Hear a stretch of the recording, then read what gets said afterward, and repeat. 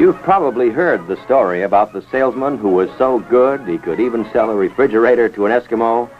It's not true, of course. Eskimos don't need refrigerators. They have nature's own way of keeping their food cold. But in warmer climates, refrigeration is part of our daily lives. We use it to keep ourselves comfortable, to keep our food fresh, and our beverages cold. You might say that a refrigerator works by taking heat from the inside of the box and getting rid of it on the outside. Refrigeration is the transfer of heat from a place where it is not wanted to a place where it is unobjectionable. To do this, a refrigerator uses a unit inside the box that takes up heat and a unit outside the box that gets rid of it. These units are called the evaporator and the condenser. They are tied together by connecting lines, referred to as the suction line and the liquid line. Also in the system are the compressor, which is a pump, the expansion valve, and in many systems, the receiver, a kind of storage tank. A chemical substance called the refrigerant flows through the system. It's the refrigerant that picks up BTUs of heat from inside the box and discards them outside. In the process, the refrigerant changes from a liquid to a gas. Then, in the condenser, it changes back to a liquid. At the same time, the pressure increases in the compressor and decreases in the expansion valve. Before you can understand how the system works, you must learn why and how these changes take place. That means learning some basic principles concerning heat. To begin with, take a swimming pool, and Kathy, who was swimming in the cold water. After she has dried off, she finds the air warm.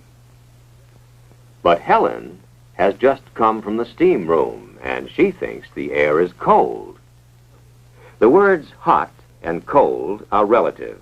They are used to compare one thing to another. As the girls gossip together, Kathy gets warmer. Heat from the air passes to her body and warms her. But Helen gets cooler. Heat passes from her body to the air. Heat always passes from a warmer substance to a cooler one. If you put an ice cube into water, the water is cold, but the ice is even colder.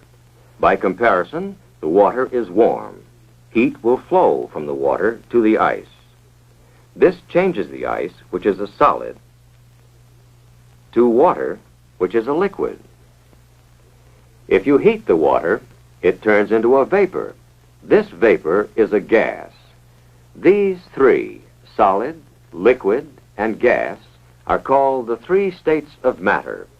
All matter around us exists in one of these three states. Now, let's see what happens to temperature if you apply heat to the ice.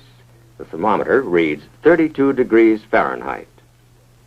As the ice changes to water, the temperature stays constant at 32 degrees. The heat is causing the change of state from solid to liquid. Then, as you continue to heat the water, the temperature increases until it reaches 212 degrees. The water starts to boil. The temperature remains at 212 degrees. Heat from the flame is now being used not for a change of temperature, but for the change of state. Remember, heat is taken in for the change from solid to liquid. heat is taken in for the change from liquid to gas. Now, a change of state is always accompanied by a gain or loss of heat. This is a very important point. Any substance takes in heat when it boils or changes from a liquid to a gas. And any substance gives off heat when it condenses or changes from a gas to a liquid. Here's a container filled with gas. We add a thermometer to measure the temperature of the gas and a pressure gauge to measure its pressure. What happens if you push in on the piston? Answer: the pressure increases and the temperature increases. Now let the piston out. The pressure goes down and the temperature goes down. The rule is, when a gas is compressed, the pressure goes up and the temperature goes up. When a gas is allowed to expand, the pressure goes down and the temperature goes down. It's true for any gas. Now let's see how a refrigerator works. We'll begin at the receiver, where the excess refrigerant is stored. It is in the liquid state and under high pressure. The high pressure forces the refrigerant through the liquid line to the expansion valve. This valve causes a pressure drop. The high-pressure liquid becomes a low-pressure liquid. This is like letting air slowly out of a balloon. The air in the balloon is still under high pressure, but the air that gets through expands and its pressure drops. In the same way, refrigerant that passes through the expansion valve expands, and its pressure drops. The low-pressure refrigerant flows into the evaporator. Now, if any of the food in the box is warmer than the refrigerant, heat will flow from the food to the evaporator. So, in the evaporator, the refrigerant takes in heat and begins to boil.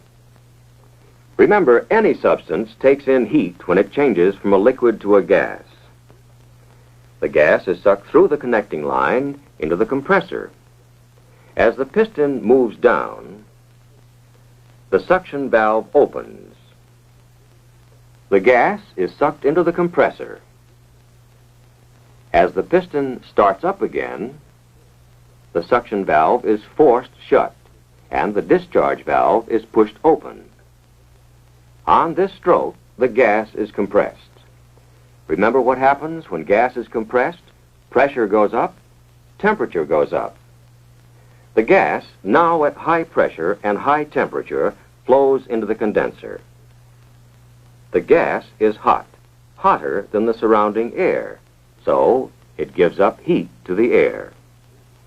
As the refrigerant loses heat, it starts changing back into a liquid. To complete the cycle, the liquid refrigerant returns to the receiver. Now let's review the whole thing. Refrigerant under high pressure flows from the receiver to the expansion valve. The valve causes a pressure drop. The evaporator takes in heat from the box. If anything in the box is hotter than the refrigerant, it gives up its heat to the refrigerant. As the refrigerant takes in heat, it changes from a liquid to a gas. Remember, any substance must take in heat in order to change from a liquid to a gas. The compressor sucks the vapor out of the evaporator and compresses it. This increases the pressure and temperature. The vapor is now hotter than the surrounding air. So, in the condenser, heat is given off to the air. As the refrigerant loses its heat, it changes from a gas to a liquid and flows into the receiver. Now let's consider some additional points that many refrigeration students have trouble understanding. In the evaporator, the temperature may be very low, perhaps 21 degrees below zero, and yet the refrigerant is boiling. How can anything boil at such a low temperature? Water boils at 212 degrees, but other substances boil at other temperatures, some higher than water, some lower. The refrigerant known as R12 boils at minus 21 degrees. There's no mystery about it. It's simply a property of the substance. The refrigerant in the suction line is carrying all the heat it picked up in the box, but its temperature is only about 5 degrees above zero. If you touch the line, it feels cold. How can something that's cold be carrying a lot of heat? Remember, hot and cold are relative terms. You know, when water boils, it's very hot, but refrigerant boils at a much lower temperature. So the refrigerant can take on heat, change to a gas, and still seem cold. Again, the reason is because the two substances have different boiling points. You have seen the basic principles of refrigeration. Study the system until you understand it thoroughly. Memorizing isn't enough. You must understand what happens and why, because all the rest of your work will be based on these same principles.